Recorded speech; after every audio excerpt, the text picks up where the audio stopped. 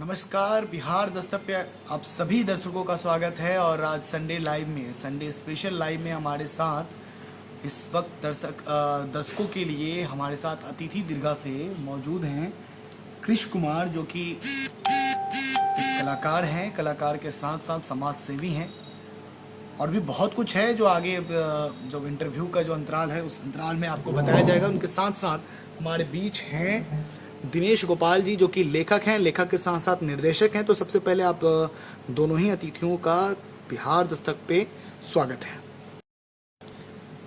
कृष जी, सवालों का सिलसिला शुरू करेंगे और उसके पहले चाहूँगा कि दर्शकों को अपने विषय में छोटे से डिस्क्रिप्शन के साथ अपना परिचय आप दें। सबसे पहले तो हमारे जितने भी बिहार दस्तक के दर्शक हैं उनको हाथ जोड़ के नमस्कार।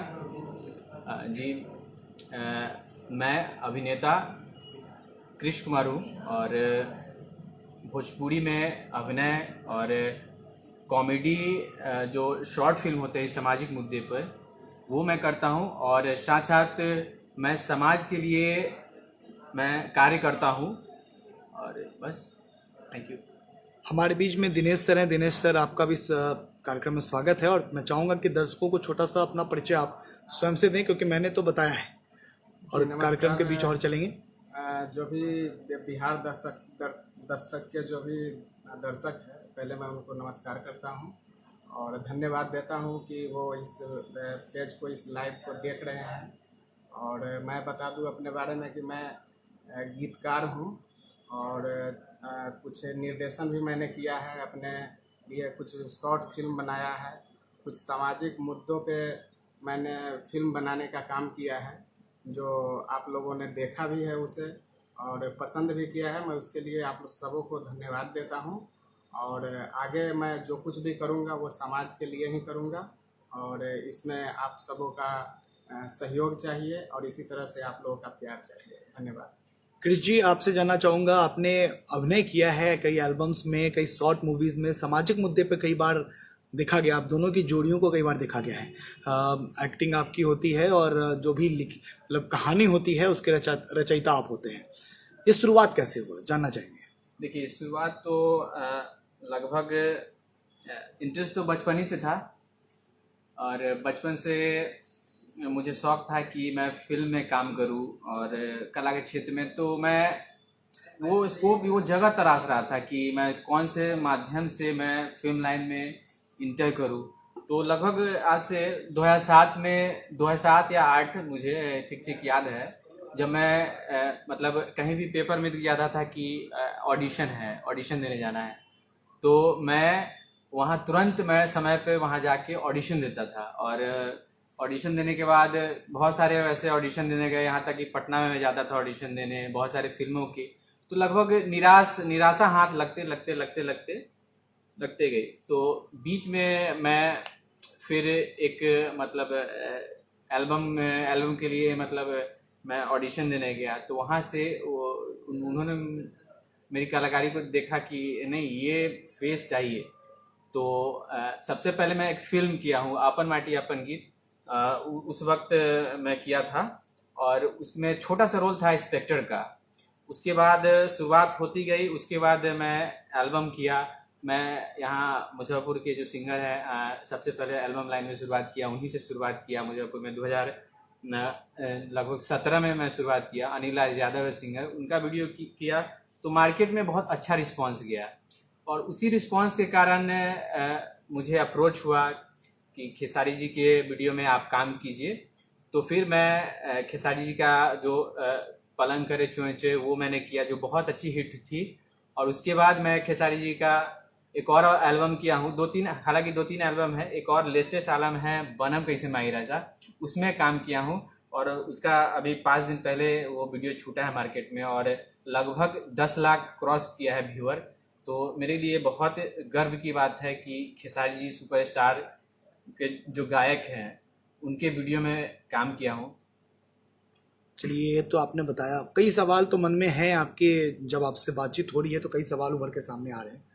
फिर भी जानना चाहेंगे, आपने खेसारी जी के एल्बम्स में काम किया है, शॉर्ट फिल्में की हैं, भोजपुरी फिल्म भी आपने किया, और क्या क्या उपलब्धियां रही हैं एक्टिंग के क्षेत्र में? क्योंकि आप समाज सेवी भी हैं, समाज के प्रति भी आपने बहुत कुछ अपना योगदान दिया है, उसमें आते हैं, पर एक्टिंग के क्षेत्र में आपका क्या कुछ रहा? और शुरुआत में बोले जाए तो अपन माटी अपन गीत में छोटा सा कैमियो किया था। उसके बाद मैं लगातार स्ट्रगल करता रहा, तो उसी बीच मैं एल्बम बहुत सारा की हूँ। कल कैलू का है प्यार जो मार्केट में हिट रही थी लगभग, और उसके अलावा जो एक और मतलब उसके बाद जो जुड़ता गया तो मैं कॉमेडी करने लगा, फिर कॉमेडी में इंटरेस्ट हो गया तो सर मिल गए। तो सर मिले तो उसके बाद हम लोग सर डिस्कस किए कि आपका फेस बहुत अच्छा है और हम लोग सामाजिक मुद्दों पर क्यों ना शॉर्ट फिल्म स्टार्ट करें जो सोशल इशू पर आ। तो इसी बीच हम लोग किए, तो एक शौचालय घोटाला हम लोग किए, तो वो बहुत पब्लिक का बहुत अच्छा शौचालय रिस्पॉन्स घोटाला को गया। बहुत अच्छा रिस्पॉन्स हम लोगों ने भी बहुत प्यार से देखा था उसे, और बहुत पसंद भी किया था। हमने जब दर्शकों के बीच जब शेयर किया तो कई दर्शकों ने उसकी सराहना की थी। ये तो भली भांति हम लोग भी जान रहे हैं। चलिए, एक चीज मैं आपसे जानना चाहूंगा, फिल्म किया, फिर फिल्म के बाद आप एल्बम पे आ गए, फिल्मों में सफर क्यों नहीं आगे बढ़ रहा? देखिए, इसका कारण मेन कारण था कि मुझे मुजफ्फरपुर से ज़्यादा लगाव है और फिल्मों के लिए यहाँ पर इतना स्कोप नहीं है। और जहाँ तक फिल्म के लिए बेसिकली मुंबई सबसे अच्छा है, वहाँ पे स्ट्रगल करना, वहाँ पर काम मिलना बहुत अच्छा होता है। तो मैं इसी कारण से मैं यहाँ पे रह के, क्योंकि पटना नज़दीक है और जितने भी एल्बम लगभग बनते हैं तो पटना में ही ऑफिस है, हर एक चीज़ है, और मैं समाज से मैं जुड़ा हुआ हूँ। तो बहुत सारे जो मुद्दे हैं, जो समाज के मुद्दे हैं, उन पर मैं बहुत सारा मैं आके उनको समस्या को सुलझाना, तो ये सब लगा रहता है। इसी कारण से मैं उतने मतलब फिल्म की में उतना रुचि नहीं रखता हूँ। हालांकि बहुत सारे ऑफर आते हैं, मुंबई आने के लिए भी अप्रोच आता है कि आप आइए, लेकिन मैं अभी सोशल इशू में ज़्यादा मतलब मैं वर्क कर रहा हूँ, इस कारण से मैं नहीं जा पा रहा हूँ। और एल्बम से ही अभी तो संतुष्ट है कि एल्बम मेरा हिट हो रहा है, चल रहा है एल्बम। देखिए, आमतौर पर देखा जाता है जब कलाकार, भोजपुरी फिल्म के भी कई कलाकार अब मुंबई में ही रहते हैं और मुंबई से ही सारा कुछ करते हैं। ऐसे में आपने मुजफ्फरपुर को नहीं छोड़ा, आपने मुजफ्फरपुर के प्रति अपना प्रेम जो है वो जग जाहिर किया है। आपके वजह से, जहाँ तक मैंने आपके विषय में जहाँ तक जाना है, आपके वजह से कई लोग मुंबई से यहाँ आते हैं और यहाँ पे शूट करते हैं, और आप कई बार मुजफ्फरपुर और बिहार के लोगों को ज़्यादा मौका देते हैं। ये जहाँ तक मैंने जाना है, जी, क्या कुछ सच्चाई है इसकी? मेरा मोटिव ही है कि मुजफ्फरपुर में मैं रहूं, तो मुजफ्फरपुर में ज़्यादा से ज़्यादा शूट यहीं करूं। और प्रीवियस आप एल्बम भी बहुत सारा देखते होंगे जो मुजफ्फरपुर में ही है, और खेसारी जी का जो प्रोजेक्ट, जितना ही हम प्रोजेक्ट किए हैं, सब मुजफ्फरपुर के से ही है, रिलेटेड है। और यहीं के आर्टिस्ट, यहाँ के जो कैमरामैन यहीं के रहते हैं, लाइट मैन यहीं के रहते हैं, मेकअप मैन यहीं रहते हैं, तो सारा चीज़ मैं मुजफ्फरपुर से ही एक्वायर करता हूँ कि मुजफ्फरपुर के लोगों को काम मिले, यहाँ पे सराहा जाए, जो फिल्म उद्योग है उसको बढ़ावा मिले एक तरह से। इसलिए मैं ज़्यादातर मुजफ्फरपुर के ही आर्टिस्ट के साथ काम करना बहुत पसंद करता हूँ। और बस सर, आपसे जानना चाहूँगा, आपका निर्देशन कैसे शुरू हुआ? हालांकि पहले तो एल्बम से शुरू किए, उसके बाद बहुत सारा एल्बम किए जहाँ से सीखने को मिला, और धीरे धीरे सीखते सीखते लगा कि अब मुझे कुछ और आगे करना चाहिए, आगे बढ़ के करना चाहिए। और हमने सामाजिक मुद्दों पर कुछ करने का मतलब सोचा, तो इसके लिए मैं सोचा कि दूसरों को ढूंढने जाऊँ तो फिर परेशानी होगी, इसलिए मुझे खुद थोड़ा बहुत नॉलेज हो गया है, तो मैं क्यों खुद अपने करके और अपना अनुभव को वहाँ पर जाहिर किया कि मैं अपने अनुभव से कुछ करूँ और कुछ सीखूँ और कुछ करके दिखाऊँ। किस तरीके की आगे की योजना है आपकी? ये आगे तो योजना मेरा यही है कि जो कर रहे हैं उसमें और अच्छा करें, और जो भी करें वो समाज के लिए करें, और मतलब लोग जिस तरह से स्नेह प्रेम दे रहे हैं वो देते रहे, इस तरह का करने का आगे योजना। क्रिस जी, आपसे जानना चाहेंगे, खेसारी जी के आवाज़ को कई बार आपने पर्दे पे अभिनय के तौर पे आपने दर्शाया है और लोग काफ़ी पसंद करते हैं। क्या ऐसा क्या है कि खेसारी जी की आवाज़ आप पे पूरी तरीके से सूट करती है? क्योंकि कई बार देखा गया है खेसारी जी की आवाज़ को अपने अभिनय के तौर पे दर्शकों को बहुत लुभाया है। क्या कुछ कैसा कनेक्शन है ये? देखिए, ऐसा नहीं है कि खेसारी जी का ही मैं प्रोजेक्ट किया हूँ। इससे पहले मैं बताया हूँ कि अनिल राज यादव जी का भी प्रोजेक्ट मैं किया हूँ। खेसारी जी का क्यों, इसलिए क्योंकि उनको दर्शक बहुत पसंद करते हैं और वो एज ए सुपरस्टार है हमारे भोजपुरी भोजपुरी इंडस्ट्री के, इंडस्ट्री के बिल्कुल लिए। बिल्कुल। तो मेरे लिए तो बहुत नया चीज़ है और गर्व की बात है कि मैं सुपरस्टार के एल्बम में काम कर रहा हूँ और फ्यूचर में भी बहुत सारे प्रोजेक्ट हैं जो उनके साथ आने वाले हैं। तो बस आप लोग इंतज़ार कीजिए। चलिए अब थोड़ी सी हट के बात करते हैं हम लोग। सामाजिक तौर पे भी आप बहुत सक्रिय हैं जी क्रिस जी। आपसे जानना चाहेंगे कि जब सामाजिक तौर पर आप इतने सक्रिय हैं तो राजनीति के प्रति भी आपका रुझान 100% होगा ही होगा। हमारे दर्शक अभी तक नहीं जानते, बट आप एक विशेष पार्टी से भी जुड़े। मैं चाहूँगा कि उस पूरी कहानी को आप खुद से बताएं। कैसा राजनीतिक, क्या कुछ आपका छवि है और किस तरीके से आप आगे की ओर बढ़ रहे हैं? देखिए, पार्टी मैं जेडीयू से मैं जुड़ा हुआ हूँ, एक जेडीयू का मैं नेता भी हूँ और पार्टी से मेरा रुझान लगभग 2 साल से है।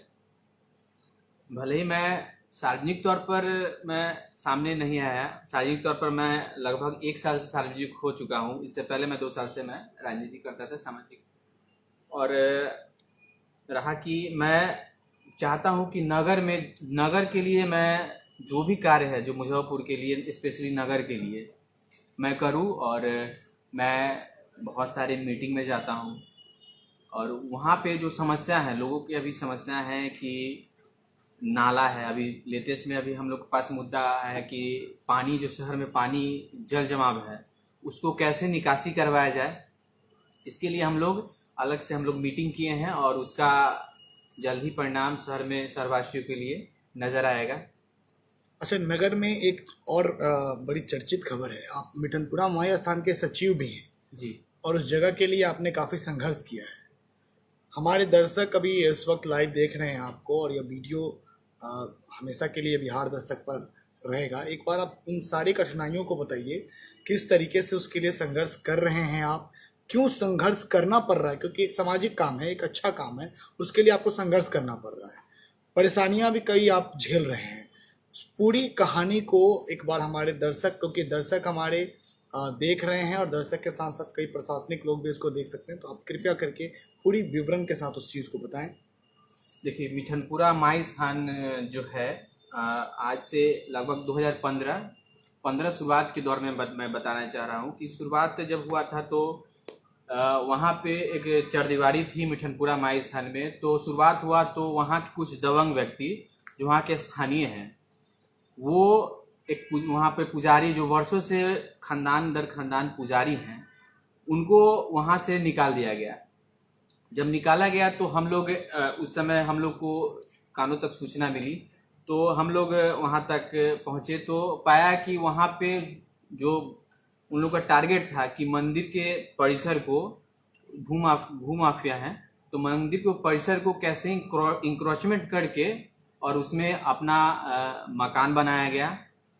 उसमें सफल भी हुए बनाने के लिए और वहीं से मेरा संघर्ष स्टार्ट हुआ, लगभग चरदीवारी को तोड़ के। और वहाँ पे जितने भी गरीब थे, लगभग 2015 का बात कर रहे हैं, जितने भी गरीब थे जो वहाँ पे बस्ती है बगल में जहाँ पे आबादी 500 की है, और जितने भी गरीब तबके के लोग थे, ठेला वाले, चाय वाले, जो अपना अपना व्यवसाय, निजी व्यवसाय चलाते थे, तो उन लोग से, वहाँ के स्थानीय व्यक्ति उन लोग से उगाही करते थे मंथली दो, नहीं तो यहाँ से निकाल देंगे, ये मेरा अपना मंदिर परिसर का जमीन है।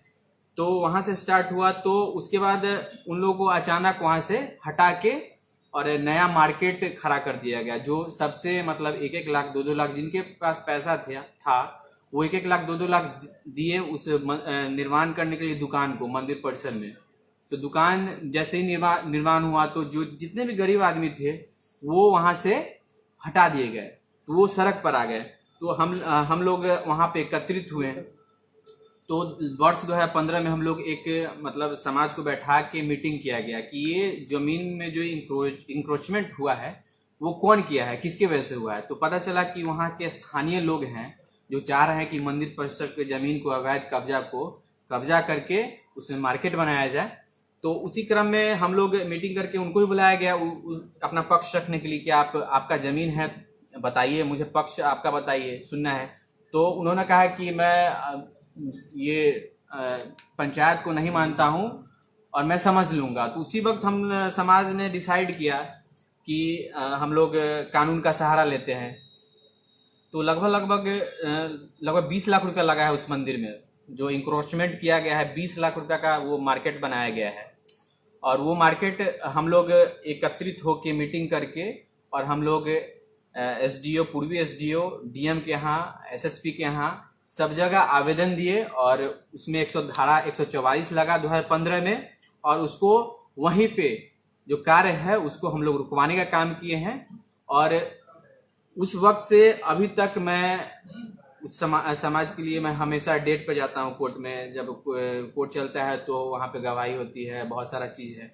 तो हम लोग के तरफ से था कि हम मंदिर परिसर का जमीन है तो मंदिर परिसर के ही जमीन के लिए काम आए, मंदिर के ही काम आए। वहाँ पे विवाह होता है, जो लड़की लोग का विवाह होता है, पैसे वाले तो विवाह भवन कर लेते हैं और जो गरीब लोग हैं जो पैसे नहीं अफोर्ड कर, जिनके पास अफोर्ड नहीं है, तो वो जगह स्पेस रहेगा तभी ना गरीब आदमी का जो जिनकी बेटी होगा या बेटा होगा वो वहाँ पे कर सकते हैं। तो इसके लिए हम लोग लड़ाई लड़ रहे हैं और अभी तक लड़ रहे हैं। चलिए, हमारे कई दर्शक इस वक्त लाइव देख रहे हैं। मैं सभी से निवेदन करता हूं, अगर आपके मन में भी कोई प्रश्न है तो आप निश्चित तौर पे प्रश्न पूछ सकते हैं और हमारे बीच जो 2 दर्शक बैठे हैं वो आपके सवालों का जवाब देंगे। चलिए, अब हम बात करते हैं दिनेश सर से। दिनेश सर, आपके द्वारा लिखे गए गीतों को सकल बलमुआ, बबलू सिंह, राधे श्याम, रसिया तक जैसे कई जाने माने गायकों ने अपनी आवाज़ दी है। और उसके बाद आपकी जो लेखिका, आपके जो गीत हैं, कई गीत आपके कई प्रचलित हुए हैं।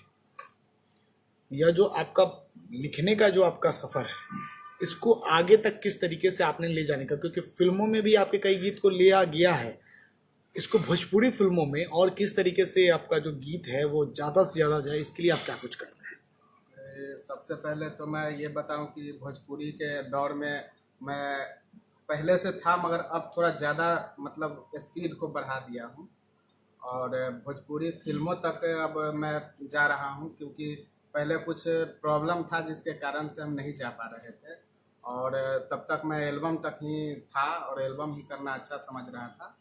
मगर अब ऐसा है कि भोजपुरी फिल्म का जो बात है तो वहाँ पे बहुत सारा हमारा लिंक है, जिसके माध्यम से हमें बुलाया भी जा रहा है। हमारे गीतों को यहाँ लोगों ने जो प्रेम दिया है, जो स्नेह दिया है, उसके माध्यम से वहाँ पर भी, मुंबई में भी मेरा जो जानने वाले लोग हैं, फिल्म से जुड़े हुए लोग हैं, उन्होंने मुझे इसके लिए मतलब खबर किए हैं कि आप आइए और वहाँ जो एल्बम जो आप जिस तरह से अच्छे दे रहे हैं उस तरह से आप आइए, भोजपुरी फिल्म को भी देखिए और इसमें भी अपना पकड़ आप बनाइए। चलिए, हमारे बीच इस वक्त कई दर्शक हैं और दर्शक दीर्घा से विजय श्रीवास्तव जी और नीरज राय जी हैं, जो कि बता रहे हैं कि इस वक्त का जो लाइव सेशन है ये होटल एम्बेसी से, मुजफ्फरपुर के होटल एम्बेसी से, एम्बेसी इंटरनेशनल से है।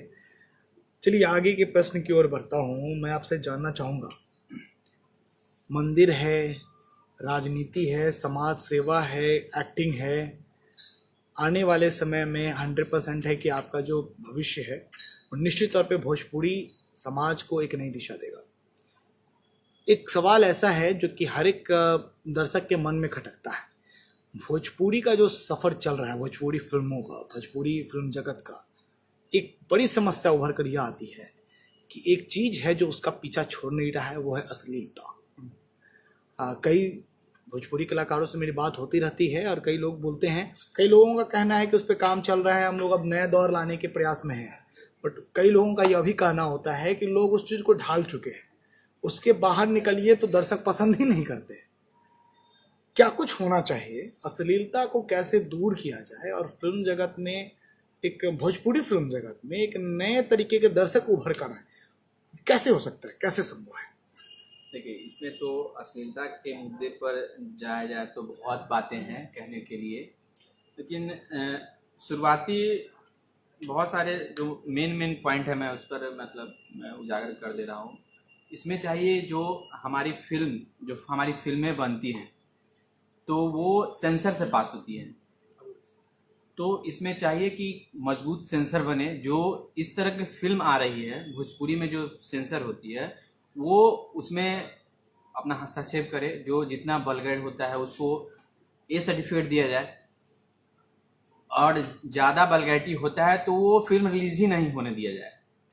तो इस तरह से हमारे समाज को भी मैसेज आएगा कि हमारे समाज में भी जो राइटर हैं, जो डायरेक्टर हैं, जो स्क्रिप्ट राइटर है, तो वो भी समझेंगे कि अब ये मैं लिखूंगा तो ये अब मेरा सेंसर हो जाएगा, वहाँ जाएंगे सेंसर बोर्ड इसको एक्सेप्ट नहीं करेगा, तो वहाँ पे वो कर सकते हैं। अमूमन होता है कि वहाँ पर कंप्रोमाइज़ हो जाता है और दर्शकों को जो आता है निखर के जो आता है वो चीज़ नहीं आ पाता है जो चीज़ है। और दूसरी पॉइंट है कि जो एल्बम बनती है उसमें कहीं ज़्यादा अश्लीलता रहती है, तो एल्बम लाइन में कोई सेंसर नहीं है। तो हम लोग मांग करते हैं, हम लोग जो भोजपुरी जो सोसाइटी है, जो कम्युनिटी है, उनसे मांग करते हैं कि भोजपुरी में एल्बम जगत में भी सेंसर होना चाहिए, वहाँ भी पास होना चाहिए एल्बम कि कौन सा एल्बम वल्गर है, कौन सा एल्बम सही है, उसका भी सेंसर होना चाहिए। तो समाज में अच्छी गाना जाएंगे, अच्छे फिल्म जाएंगे, तो समाज को एक आईना के तौर पर मिलेगा कि हाँ, ये अश्लीलता अब धीरे धीरे कम होगी। जी, कई बार तो हमारे साथी पोर्टल्स के द्वारा यह आवाज़ उठाया भी गया है कि जो भोजपुरी फिल्मों में एल्बम बनता है उसमें अश्लील नाम, अश्लील तरीके की वीडियो, अश्लील तरीके के गाने और अश्लील आवाज़ें होती हैं, इस पर रोक लगनी चाहिए। हालांकि बात करें अगर बिहार की माटी का, तो बिहार की माटी में वो ताकत है और वो खुशबू है कि हर जगह अपना रंग बिखरता है, और भोजपुरी फिल्म जगत भी धीरे धीरे एक अपना स्तर पकड़ रहा है। कई फिल्में आ रही हैं जो बड़ी बजट की फिल्में हैं, बड़ी बजट की फिल्में तो आ रही हैं, नया दौर भी उभरता हुआ नज़र आ रहा है।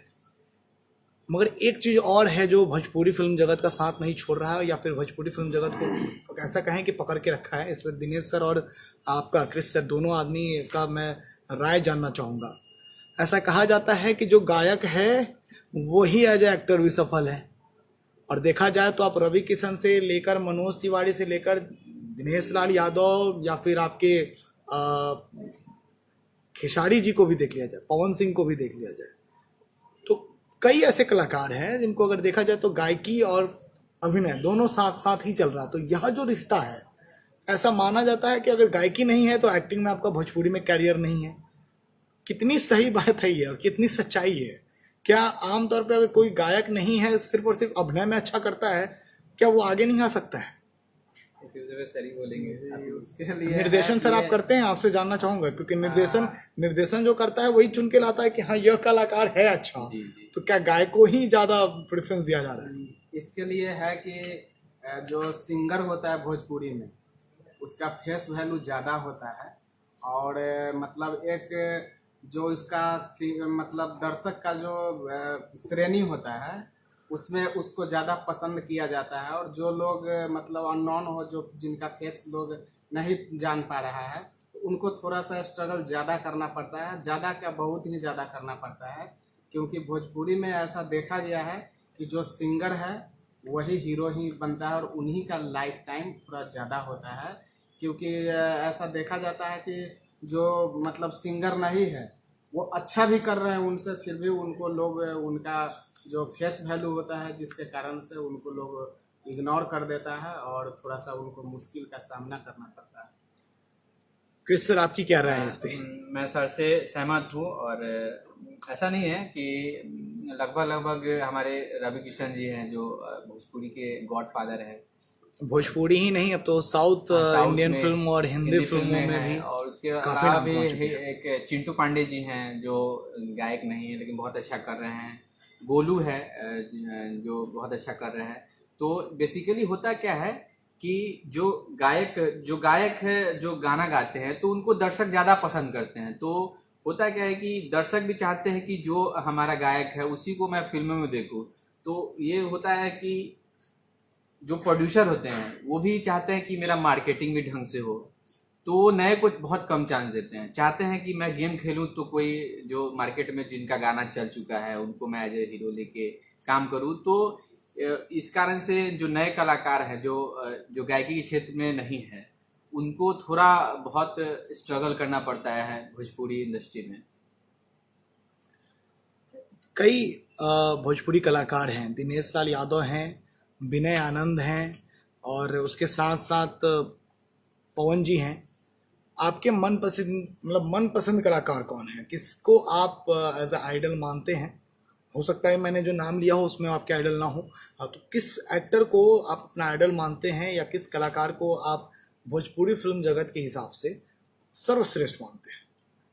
देखिए, आइडल के हिसाब से तो बहुत सारे आइडल हैं हमारे भोजपुरी के। मनोज तिवारी जी, वो भी हमारे बहुत जी, आपने आइडल हैं। आपने और नाम भी बहुत चुन के लिया है, क्योंकि आपका जो आपकी भी जो छवि बनती चली जा रही है, राजनीति भी साथ में है, समाज सेवा भी साथ में है, एक्टिंग भी है, गायकी की शायद कमी है अभी, या गायकी आपने गायकी में भी अपना वो भी मैं जल्द ही पूरा करने जा रहा हूँ, क्योंकि सर ही का लिखा हुआ मैं एक गाना मतलब मैं गाऊंगा सावन में। ये सावन का देखिए, एक गाना मैं अगर देखा जाए तो आपने नाम गिन चुन कर ही लिया है, हर तरीके से आप उनका हाथ पकड़ते हुए नजर आ रहे हैं।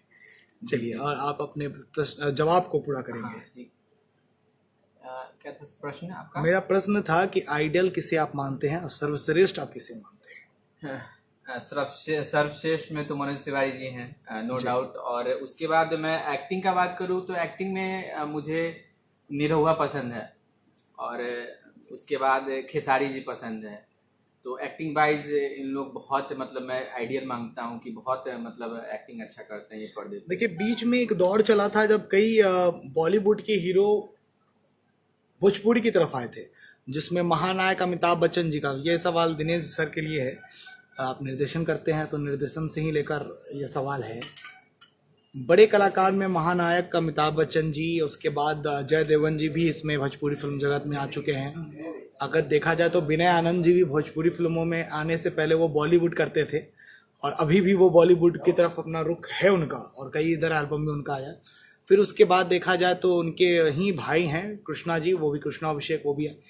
ये बताइए कि कितना कठिन होता है या सरल होता है एक ऐसे कलाकार को जो कि बॉलीवुड से आता है, उसको यहाँ पे निर्देशित करना किस तरीके का होता है? क्योंकि निर्देशन का आपको अनुभव रहा है, कैसा मतलब हो सकता है? क्या बॉलीवुड से जो आते हैं, क्या उनको सिखाना ज़्यादा पड़ता है, क्योंकि भोजपुरी फिल्म इंडस्ट्री ही पूरी अलग है? ऐसा नहीं है, क्योंकि जो बॉलीवुड के जो स्टार हैं वो तो पूरे परिपक्व होते हैं, उनको किसी बजे भी हुए लैंग्वेज कलाकार में, होते हैं जी। किसी भी भाषा में आप दे दीजिए तो उनके लिए कोई मुश्किल नहीं होता है। मगर थोड़ा सा ये होता है कि भाषा का थोड़ा प्रॉब्लम होता है उन लोगों के लिए, मगर उनके लिए भी एक्सपर्ट लोग रहते हैं जो भाषा बताते हैं उनको। या एक्टिंग के लिए यूँ कहें तो एक्टिंग के लिए कोई प्रॉब्लम नहीं होता, क्योंकि वो लोग पूरे मतलब कलाकारी क्षेत्र में वो लोग पूरे मतलब परिपक्व होते हैं, जिसके लिए एक्टिंग के लिए कोई दिक्कत नहीं होता, बस भाषा का दिक्कत होता है थोड़ा। सर, आपने कई शॉर्ट फिल्म को डायरेक्शन दिया है। शॉर्ट फिल्म का जो कंसेप्ट है, कैसे शुरू हुआ शॉर्ट फिल्म का कंसेप्ट? और हालांकि देखिए, शॉर्ट फिल्मों का एक दौर चल चुका है, शॉर्ट फिल्म पहले नहीं बनती थी, पर अब जब बनने लगी हैं तो कई शॉर्ट फिल्म और कई बड़े बड़े कलाकार शॉर्ट फिल्म्स में आ रहे हैं। आपका शॉर्ट फिल्म का कंसेप्ट कैसे शुरू हुआ? एक और शॉर्ट फिल्म का हम लोग का जो कॉन्सेप्ट शुरू हुआ, तो कुछ चीज़ हमने इसी मुजफ्फरपुर में देखा। अभी भी हम लोग बनाने जा रहे हैं उस पर, कि मुजफ्फरपुर में देखा गया कि गंदगी सबसे ज़्यादा है, जिस पे हम लोगों ने फोकस किया कि एक स्वच्छता के लिए कुछ किया जाए, कि ताकि हम लोग से जो ही हो सके, हम लोग से दर्शक थोड़ा सा इसके लिए जागरूक हो कि स्वच्छता के लिए थोड़ा सा समर्पित हो, ध्यान दे थोड़ा सा स्वच्छता की तरफ। तो इसलिए हम लोगों ने उसके लिए भी मतलब कुछ कॉन्सेप्ट तैयार करके रखा है। मगर उसी बीच में हम लोगों ने एक शौचालय घोटाला बनाया था, जो उसी पे आधारित था कि वो मतलब हम लोग स्वच्छता के लिए जो गांव में योजना दे रहे हैं, या फिर गांव में जो सरकार के तरफ से योजना आ रहा है, उसको किस तरीके से जो यहाँ का जो भी मतलब उसको संचालित करने वाले जो लोग होते हैं उस पैसे का दुरुपयोग करते हैं, और गरीब को कुछ नहीं मिल पाता है, और योजना केवल कागज पर तक ही रह जाता है। यही सब चीज़ को दिखाने के लिए हम लोगों ने एक शॉर्ट फिल्म करने का मतलब योजना किया था, और उसी पे हम लोग काम कर रहे हैं। कृष्ण जी, आपकी नई एल्बम, उसके विषय में दर्शकों को बताएं, क्या कुछ है आपका नया एल्बम? क्योंकि नया एल्बम के विषय में सुन रहा हूँ 10 लाख से ज़्यादा लोग देख चुके हैं, 10 लाख लगभग, और कई लोग पसंद कर रहे हैं। ऐसा कहना गलत भी नहीं होगा कि मार्केट में चर्चा का विषय भी है। किस कंसेप्ट के साथ? क्योंकि जब आपकी जब एल्बम्स की जो फुटेजेस आ रही थी पहले, तो वो भी काफ़ी लोग पसंद कर रहे थे और उस पर भी कई लोग कई तरीके से इंतजार में लगे थे कि जब एल्बम आएगा तो देखेंगे कैसा एल्बम है, क्या कुछ आपने किया, कितनी मेहनत करनी पड़ी। और उस एल्बम को लेके भी एक बड़ी अच्छी कहानी भी है शायद। अब वो कहानी यह है कि आपने पूरे एल्बम में मुजफ्फरपुर के हैं लोगों को बांधा है, कैसे है, क्या कुछ है बताएं। देखिए, शुरुआत आज से लगभग 2-3 महीना पहले हुई, जब मुझे कॉल आया कि आपको खेसारी जी का एक सॉन्ग है, लगभग 2 सॉन्ग हैं और आपको करना है और आप उसके लिए बहुत फिट है, आपका जो लुक है जैसा चाहिए वैसा। तो वहाँ से स्टार्ट हुआ, तो वहाँ से हम लोग गीत लिखवाया गया जो पवन पांडे जी लिखे हैं और खेसारी जी से पटना में रिकॉर्डिंग करवाया गया। तो उसके बाद प्लानिंग हुआ कि इसको शूट बहुत अच्छे तरीके से करना है, मतलब एकदम हिंदी टाइप का जो बॉलीवुड का सॉन्ग होता है उस टाइप का। तो उसके लिए फिर चुना गया दार्जिलिंग जाके। तो मैं जो ऑनर हैं जो हमारे आदिशक्ति फिल्म्स के, मैं उनको कहा कि मैं अपने मुजफ्फरपुर में करना चाहता हूँ। तो उन्होंने परमिशन दे दिया, लेकिन लोकेशन के लिए बहुत सारा ये था, मुद्दा था कि लोकेशन कैसा कहाँ रहेगा। तो मैंने उनको कहा कि मुजफ्फरपुर में बहुत अच्छा लोकेशन है। तो हम लोग लोकेशन जो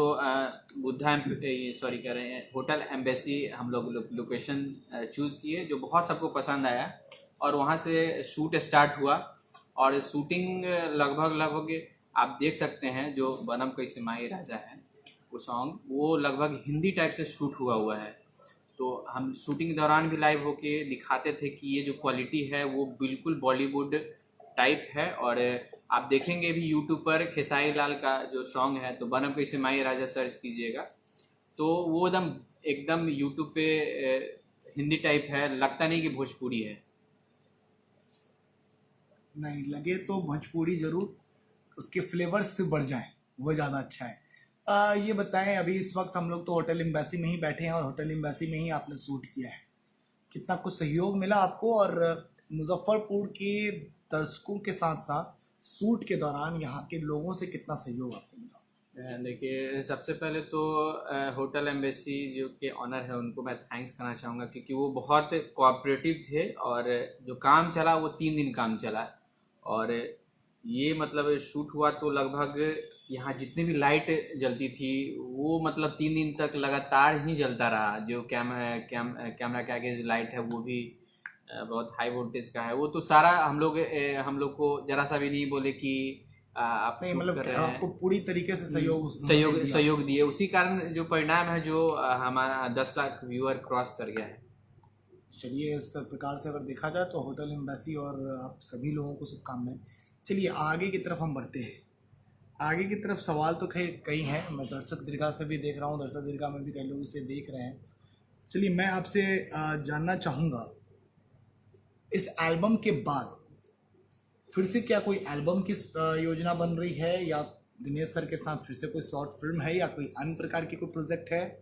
किस तरीके के प्रोजेक्ट? इसके बाद एक और खेसारी जी का सॉन्ग आ रहा है, मार्केट में आएगा। उसके बाद मैं सिंगिंग भी कर रहा हूँ, सिंगिंग में करूँगा। निश्चित तौर पे आपके जो आवाज़ है, आपके जो गीत में जो आवाज़ तब्दील होगी, उसके लिए हमारे दर्शक और हम सभी इंतजार में रहेंगे।